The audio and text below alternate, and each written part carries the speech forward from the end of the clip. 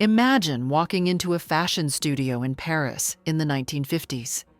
The air smells faintly of cigarettes, hot lights flicker, and seamstresses dart around in crisp white coats, whispering in French.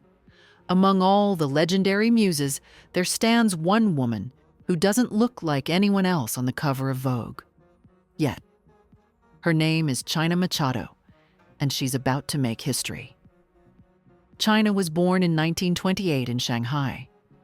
Her full name was Noelle de Souza Machado, but to the world she would always be simply China. A nickname that captured her exotic aura for Western eyes, but never her entire story. Her heritage was beautifully complex. Portuguese and Chinese Indian on her father's side, Chinese on her mother's. As a child, she lived in Shanghai's international quarter, surrounded by stories of colonial glamour and whispered danger. But when the Second World War hit, her family fled. They ended up in Argentina and later in Peru, living as refugees with no fixed address. A restless beginning that shaped the way China saw the world, wide open, unpredictable, and not bound by borders. Here's a fact that surprises everyone. Before she was a model, China was the girlfriend of Spain's most famous bullfighter, Luis Miguel Dominguín. He was daring, flamboyant, and so was she. But China soon realized she wanted her own spotlight. She moved to Paris and, by pure chance, landed on the runway for Givenchy. In 1954, she met the legendary Spanish designer Cristóbal Balenciaga, who instantly fell for her presence. He offered her a contract, unheard of for a woman who didn't fit the classic European doll mold. Her almond eyes, warm skin, and striking bone structure were magnetic. Soon, she was earning more than any model in Europe, $1,000 a day, an astronomical sum in the 1950s. Then came Richard Avedon. The moment they met, a new era in fashion photography was born. Avedon adored her, not just for her beauty, but for her ability to move. Unlike the stiff, posed models of the 50s, China leapt, laughed, danced in front of his lens. She brought energy and life to couture, which felt radical at the time. But when Avedon tried to publish her photos in Harper's Bazaar in 1958, the editors panicked.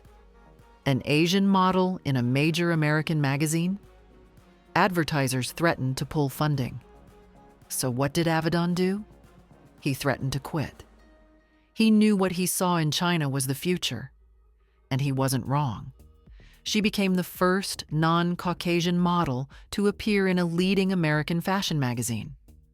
Overnight, she challenged an industry that had been built on exclusion. China was never just a pretty face. She spoke 5 languages, could hold a room's attention for hours with her stories, and often clashed with editors when they tried to label her as just exotic. She hated that word. She once said, "I didn't see myself as a model. I just wanted to be seen as myself." And she was. In the early 60s, China didn't retire quietly. She switched sides, becoming a fashion editor at Harper's Bazaar and later a TV producer. For decades, she kept defying expectations. In her 80s, she was still posing for high-profile shoots, proving that true style never ages. So, what does China Machado's story really mean today? It means that the next time you see a diverse runway, models of every shade and shape, you're seeing a door she helped kick open. She proved that beauty isn't limited by skin color, background, or accent. She gave the fashion world permission to dream bigger and look further. Richard Avedon once called her probably the most beautiful woman in the world. But it wasn't just her beauty that made her unforgettable. It was her courage to be visible in a world that wanted her invisible.